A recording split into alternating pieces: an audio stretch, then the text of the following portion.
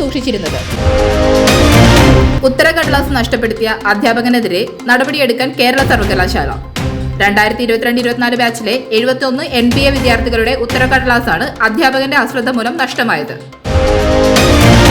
സെക്രട്ടേറിയറ്റിന് മുന്നിലെ ആശാ വർക്കർമാരുടെ രാപ്പകൽ സമരം 48ാം ദിവസത്തിലേക്ക് കടന്നു.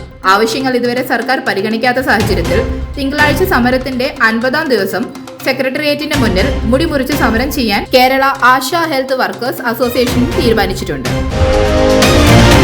പൃഥ്വിരാജിന് IS ബന്ധമെന്ന് യുവമോർച്ചയുടെ ആരോപണം.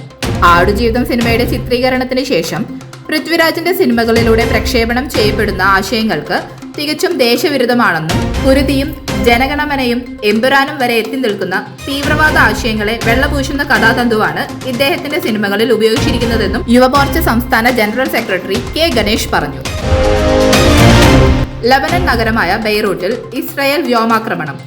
കഴിഞ്ഞ നവംബറിലെ ഇസ്രായേലും ഹിസ്ബുള്ളയും തമ്മിലുള്ള വെടിനിർത്തൽ കരാറിന് ശേഷം ഇതാദ്യമായാണ് ബെയ്റൂട്ടിൽ ഇസ്രായേൽ ആക്രമണം ഉണ്ടാക്കുന്നത്.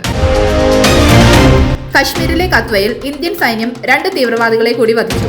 മാർച്ച് 27 ആരംഭിച്ച ഓപ്പറേഷൻ സഫിയാൻ ഏറ്റുമുട്ടൽ തുടരുന്നതിനിടെയാണ് സൈന്യം ഭീകരരെ വധിച്ചത്. IPL 2025 ഇന്ന് മുംബൈ ഇന്ത്യൻസ് ഗുജറാത്ത് ടൈറ്റൻസിനെ നേരിടും.